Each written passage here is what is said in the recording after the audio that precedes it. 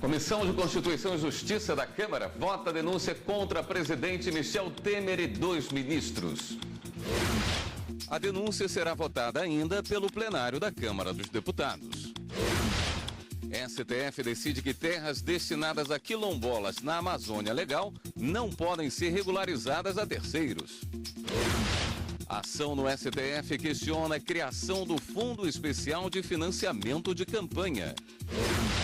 Carlos Arthur Nussmann e Sérgio Cabral são denunciados por suposta compra de votos para a escolha do Rio como sede olímpica.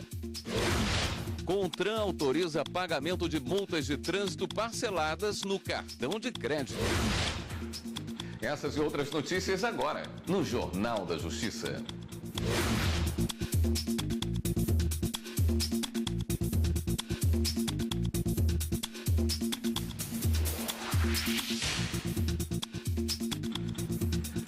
Boa noite. Comissão de Constituição e Justiça da Câmara vota denúncia contra presidente Michel Temer e ministros Eliseu Padilha e Moreira Franco. A repórter Viviane Novaes tem as informações. Viviane, boa noite. Boa noite, William. Boa noite a todos. Neste momento, cada partido está orientando a bancada para a votação. Cada partido tem 1 minuto para falar. Nós temos aí algumas imagens ao vivo da Comissão de Constituição e Justiça. O relatório do deputado Bonifácio Andrada recomenda a rejeição da denúncia. Temer foi acusado pela Procuradoria-Geral da República de obstrução de justiça e organização criminosa. A denúncia contra os ministros Eliseu Padilha e Moreira Franco é de organização criminosa. Os deputados passaram a tarde discutindo o relatório e depois 2 deputados foram chamados para encaminhar o voto a favor do relatório e 2 contra, né? E cada partido aí está agora orientando a bancada. E em poucos minutos, em pouco tempo, é esperado que se inicie a votação. Depois dessa votação na Comissão de Constituição e Justiça da Câmara, o assunto vai para a apreciação do plenário. E para que o Supremo Tribunal Federal seja autorizado a analisar a denúncia, é preciso o voto de pelo menos 342 dos 513 deputados. William. Obrigado, Viviane. O Supremo Tribunal Federal decide que não pode haver regularização a terceiros de terras destinadas a quilombolas na Amazônia Legal. Os ministros analisaram a validade da lei, que trata da regularização fundiária de terras da União na Amazônia Legal. Para a Advocacia Geral da União, a lei promove a inclusão social e a justiça agrária. A Lei 11.952, de 2009, ela ingressa no ordenamento jurídico nacional com uma finalidade muito específica, a de trazer, ou ao menos de se buscar construir, um ambiente de segurança jurídica e de paz no âmbito da denominada Amazônia Legal. Os ministros entenderam que deve ser dado à lei o entendimento de que não é possível a regularização em favor de terceiros de áreas ocupadas por quilombolas e outras comunidades da Amazônia Legal. Interpretação conforme a Constituição, sem redução de texto, a fim de afastar-se qualquer interpretação que permita a regularização fundiária das terras ocupadas por quilombolas e outras comunidades tradicionais da Amazônia Legal em nome de terceiros ou de modo a descaracterizar o modo de apropriação da terra por esses grupos. Excluir por inconstitucional qualquer interpretação que considere possível a regularização fundiária de áreas ocupadas por comunidades quilombolas ou tradicionais em favor de terceiros. Não serão passíveis de alienação e cessão de direito real de uso em favor de terceiros, no âmbito da política da realização fundiária, as ocupações que recaiam sobre áreas públicas ocupadas por quilombolas e outras comunidades da Amazônia Legal. Além disso, por maioria, ficou decidido que sempre diante de motivação fica dispensada para a regularização fundiária a vistoria de imóvel de até 4 módulos. Proponho que se confira interpretação conforme ao disposto no artigo 13 da Lei 11.952 de 2009, de modo a afastar quaisquer interpretações que concluam pela desnecessidade de fiscalização de imóveis rurais de até 4 módulos rurais, de até 4 módulos fiscais, devendo o ente federal utilizar-se de todos os meios referidos em suas informações para assegurar a devida proteção ambiental e a concretização dos propósitos da norma, para somente então ser possível a dispensa da vistoria prévia como condição para a inclusão da propriedade no Programa de Regulação Fundiária de Imóveis Rurais de Domínio Público na Amazônia Legal. Se admita a dispensa da vistoria prévia, impõe-se, no entanto, algum outro ato de fiscalização adequado e suficiente para se aferir se estão presentes os requisitos que legitimam a regularização. Se o poder público entende que ele pode dispensar a vistoria, mas pode penalizar quem induz em erro, o poder público, tolhe turquestion, a proteção ela é eficiente. Mas como Vossa Excelência acrescentou a essa proteção, desde que preenchidos todos os requisitos, também eu acompanho Vossa Excelência nesse sentido, muito embora eu entenda que o dispositivo é absolutamente suficiente para evitar qualquer tipo de fraude nessa regularização fundiária. É preciso uma fundamentação para afastar a vistoria. E creio também, com todo respeito pelas opiniões em contrárias, que não haverá uma burocratização, porque o processo já é burocrático. Para se proceder a uma alienação, uma concessão real de uso, ou de direito real de uso, é preciso abrir um processo com toda a justificativa, com toda documentação pertinente. Me parece que há de se afastar qualquer interpretação no sentido de que se possa dispensar de plano e permanente e automaticamente a necessidade de vistoria prévia para regularização fundiária, neste caso específico da Amazônia Legal. O Partido Social Liberal entrou com uma ação no STF para questionar o Fundo Especial de Financiamento de Campanha. Segundo o PSL, a Constituição Federal prevê que a única fonte de recursos públicos de partido político é o fundo partidário. O partido também aponta a existência de vício material, argumentando que a norma estabelece que o fundo será abastecido com recursos de emendas parlamentares, que obrigatoriamente deveriam ser aplicadas em áreas como saúde, educação, habitação e saneamento básico. A relatora da ação é a ministra Rosa Weber. O ex-presidente do Comitê Olímpico Brasileiro, Carlos Arthur Nussmann, e mais 5 pessoas são denunciadas à Justiça por corrupção. A denúncia do MPF é baseada em investigações que apontam pagamento de propina para a escolha do Rio de Janeiro como sede das Olimpíadas 2016. A investigação no âmbito da Operação Unfairplay, que apurou o suposto pagamento de $2 milhões para a compra do voto do presidente da Federação Internacional de Atletismo, Lamine Diack, para que o Rio de Janeiro fosse escolhido como sede dos Jogos Olímpicos de 2016, fez com que o Ministério Público Federal no Rio de Janeiro denunciasse o ex-presidente do Comitê Olímpico Brasileiro, Carlos Arthur Nussmann, pelos crimes de corrupção passiva, organização criminosa, lavagem de dinheiro e evasão de divisas. Também do COB foi denunciado Leonardo Griner, ex-diretor de operações e marketing, pelos crimes de corrupção passiva e organização criminosa. Nussmann e Griner são equiparados a funcionários públicos, já que o COB, por meio de seus dirigentes, representa a República Federativa do Brasil em eventos esportivos internacionais e recebe verba pública. O ex-governador Sérgio Cabral foi denunciado por corrupção passiva. Ele é suspeito de chefiar a organização criminosa. Já o empresário Arthur Soares foi denunciado por corrupção ativa e os africanos do Comitê Olímpico Internacional Papa Massata Diack e Lamine Diack por corrupção passiva. De acordo com a denúncia, mensagens comprovam que valores pendentes da negociação que seriam repassados a outros envolvidos foram cobrados pelos africanos. Além da condenação pelos crimes cometidos, o MPF pede que seja feito o pagamento de mais de R$6 milhões por danos materiais e R$1 bilhão por danos morais, como reparação ao dano causado. A Justiça de Chapecó suspendeu a divulgação do filme O Milagre de Chapecó, que conta a história da chapecoense. A ação com o pedido de suspensão é do próprio clube, que alega ter feito parceria com uma empresa uruguaia para a produção de um roteiro sobre a história do time. No entanto, pelo trailer divulgado nos últimos dias, o filme foca no acidente aéreo ocorrido em 29 de novembro do ano passado, onde 71 pessoas morreram na Colômbia. Segundo decisão da Justiça, aparentemente não houve aprovação do clube para a realização do plano de filmagem nem para a publicação. Uma das viúvas teria levado os filhos para o cinema no Dia das Crianças e antes do filme infantil foi passado o trailer que fala sobre a Chapecoense e o acidente aéreo. Após o constrangimento, os familiares entraram em contato com o clube, que informou não saber do trailer.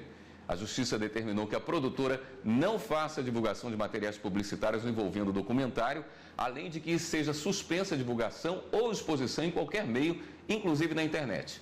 A estreia prevista para 30 de novembro também está barrada. Em caso de descumprimento da decisão, a multa diária é de R$50 mil. A produtora pode recorrer da decisão. E você vai ver no próximo bloco do Jornal da Justiça. CONTRAN autoriza pagamento de multas de trânsito parceladas no cartão de crédito. A gente volta já já.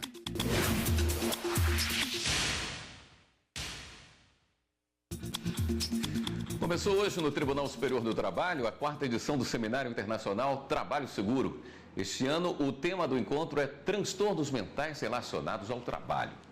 Ao vivo do TST, o repórter Caio Baltazar tem as informações. Boa noite, Caio. Oi, William, boa noite para você. O seminário começou agora há pouco. Até sexta-feira vão ser debatidos assuntos sobre transtornos mentais relacionados ao trabalho. Para se ter uma ideia, um levantamento feito pela Previdência Social em 2015 mostrou que o número de benefícios auxílio-doença concedidos em razão desse tipo de problema tem crescido muito nos últimos anos no Brasil. Para se ter uma ideia, em 2006 foram concedidos 615 benefícios. Em 2007, o número subiu para mais de 7.600 casos. Em 2008, saltou para quase 13 mil. Para discutir meios e mudar essa realidade, médicos, acadêmicos e especialistas brasileiros e estrangeiros participam do encontro que vai até a próxima sexta-feira, ou que vai até sexta-feira. William, com você. Obrigado, Caio. Somente no ano passado, 131 magistrados estavam em situação de risco, segundo dados do CNJ. A Associação dos Magistrados Brasileiros elaborou um manual com dicas preventivas de segurança. O país tem cerca de 18 mil magistrados e, pela natureza do trabalho, juízes, desembargadores e ministros são vulneráveis à violência. Em 2011, a juíza Patrícia Scioli foi assassinada por policiais militares com 21 tiros na porta de casa em Niterói, Rio de Janeiro. Ela investigava PMs envolvidos em milícias e grupos de extermínio. No ano passado, um homem ameaçou atirar fogo na juíza Tatiane Lima, na capital paulista. Alfredo dos Santos respondia na justiça por agressão à mulher dele. De acordo com o diagnóstico da Segurança Institucional do Judiciário de 2016, 131 magistrados estavam em situação de risco. 57% dos tribunais estavam equipados com detectores de metais. Nos tribunais de primeiro grau, apenas em 47% o uso de câmeras era frequente. Em casos de ameaça, 32% dos órgãos disponibilizavam coletes à prova de bala, 30% serviço de escolta e 14% carro blindado. Para a Associação dos Magistrados Brasileiros, a AMB, a situação é preocupante. Essa ameaça aos magistrados é uma maneira de tentar cercear a sua atividade profissional. E cercear a atividade profissional dos magistrados é cercear o direito dele não, a função dele, que é de julgar e de condenar e de punir aqueles que infringem a lei, os infratores da lei. A ameaça aos juízes é uma ameaça ao próprio Poder Judiciário e à sociedade, porque o Poder Judiciário é o último guardião da sociedade. O Conselho Nacional de Justiça continua monitorando a segurança dos magistrados no país e está fazendo um novo diagnóstico. O CNJ tem um guia de segurança pessoal de juízes, ministros, desembargadores. A Associação dos Magistrados do Brasil também fez este manual com dicas de prevenção e sobre como agir em situações de emergência. São conselhos como evitar olhar o infrator que pode se sentir desafiado, responder apenas o que ele perguntar, não receber embrulhos em casa e orientar a família e empregados. Evitar que outras pessoas usem o celular pessoal. Não permitir que empregados tenham cópia da chave de casa. Não comentar assuntos de trabalho em ambientes como bares e restaurantes. Não ficar parado dentro do carro aguardando alguém. Criar alternativas de horários de saída e chegada de casa. E informar sempre a uma pessoa a localização. Para a MB, além da prevenção, é preciso investir em cursos de formação dos magistrados e no aparato de segurança dos tribunais. Transitam nos tribunais pessoas condenadas, pessoas que ainda serão condenadas e pessoas simples, né? Pois bem, essas pessoas têm acesso a todas as áreas, a todos os espaços dentro dos tribunais, inclusive a garagem dos juízes. Eu acho que uma medida de segurança seria impedir que esses elevadores chegassem até as garagens, inclusive também as escadas. E também os detectores, as portas giratórias com detectores de metais, os raios-x, que tivessem todas as portarias de todos os tribunais. Empresa terá que pagar R$500 milhões por danos morais coletivos para tratar quem adoeceu após contato prolongado com amianto. A substância pode provocar lesão nos pulmões e câncer. Em diversas casas e até em escolas e centros de saúde. Elas ainda são encontradas facilmente em muitos locais do país e do mundo. Mas essas telhas e caixas d'água de amianto podem trazer sérios danos a quem tem contato com essa fibra mineral. Este pneumologista explica o que ocorre no organismo quando há contato com o amianto. O amianto é feito de fibra de asbesto. O asbesto ele desprega, então, pequenas partículas, as quais podem ser inaladas pelo pulmão ou deglutidas e atingir o sistema digestivo. E essas fibras, elas promovem um processo inflamatório. Esse processo inflamatório ele é irreversível, porque essa fibra não consegue ser destruída pelo organismo. Quem apenas possui telhas como estas em casa também corre risco de desenvolver doenças. E às vezes, só depois de 30 anos, os fortes sintomas podem aparecer. A telha ela não fica fixa o tempo todo. Então, qualquer procedimento, a gente recomenda que procure um profissional especializado para a feitura dessas reformas. A questão é tão séria que mais de 60 países já baniram a fibra de seus territórios. Aqui no Brasil, 8 estados também optaram pela proibição do amianto. São eles São Paulo, Rio de Janeiro, Rio Grande do Sul, Pernambuco, Mato Grosso, Amazonas, Minas Gerais e Santa Catarina. Muitas pessoas que trabalharam na extração da substância já nem estão mais aqui para contar a própria história. De acordo com o Sistema de Informação sobre Mortalidade, desenvolvido pelo Ministério da Saúde, de 2000 a 2010, foram registradas 2.400 mortes por agravos à saúde relacionados à fibra. O Ministério Público do Trabalho criou até um programa de banimento do amianto no Brasil, como explica a procuradora que gerencia o programa. O Ministério Público, a partir desse ano, de 2012, resolveu dar um tratamento sistematizado, organizando grupos de estudo e depois esse programa, para que nós pudéssemos não só dar conta da questão dos inquéritos, que tinham gravidade e complexidade que justificavam outro tipo de tratamento, mas também ações voltadas para políticas públicas, como, por exemplo, políticas de saúde, previdências voltadas para essa questão. Recentemente, a Justiça Federal da Bahia condenou a Sama Eternit a pagar R$500 milhões por danos morais coletivos para tratar pessoas que adoeceram após exposição prolongada ao amianto. Na sentença, o juiz determinou que o valor deve ser destinado aos municípios de Bom Jesus da Serra, Poções, Caetano e Vitória da Conquista, para compra de equipamentos e construção de unidades relacionadas ao tratamento. A empresa Sama Minerações Associadas é controlada pela fabricante de coberturas Eternit, que entre 1940 e 1967 explorou o amianto em Bom Jesus da Serra, na Bahia. Ela chegou a alegar no processo que não havia registro anormal de incidências de patologias e foi feito um alarde público sem saber quem são os afetados e concluiu que essas pessoas sequer existiriam. mas a empresa vai ter que pagar R$150 mil a cada um dos 11 trabalhadores que comprovaram adoecer pelo contato com a fibra ou poeira do amianto. De acordo com a decisão, a mineradora deve incluir ainda os funcionários em plano de saúde com amplo atendimento, fornecer remédios e equipamentos e pagar danos materiais a serem comprovados, além de alimentos provisionais no valor de um salário mínimo e meio por mês pelo resto da vida dessas pessoas. Nossa equipe entrou em contato com a Sam Eternit, mas até o fechamento desta edição não tivemos nenhuma resposta. O Superior Tribunal de Justiça manteve a exclusão do sócio majoritário de uma empresa que praticou concorrência desleal contra a própria sociedade. Na ação, os autores alegaram que o sócio majoritário também era administrador de outra empresa no ramo imobiliário, o que caracterizaria concorrência desleal contra o grupo empresário. O Tribunal de Justiça de Minas Gerais aceitou o pedido dos sócios minoritários e determinou a exclusão do cotista da sociedade.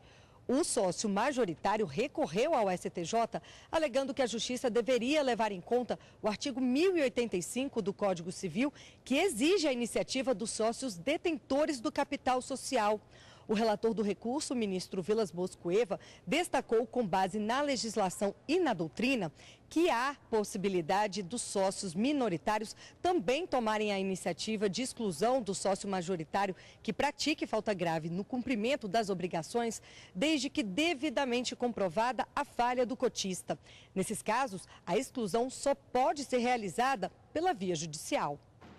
O Conselho Nacional de Trânsito, CONTRAN, publicou nesta quarta-feira uma resolução que possibilita o pagamento de multas de trânsito com cartões de débito ou crédito. O valor poderá até ser parcelado, mas com a devida cobrança de juros pela entidade financeira do cartão. A resolução já está em vigor. Os Detrans não são obrigados a oferecer o serviço, vai depender da decisão em cada estado. Nós vamos ao rápido intervalo e voltamos a seguir com outras notícias. Justiça Eleitoral elabora regras para as eleições 2018. A gente volta em instantes.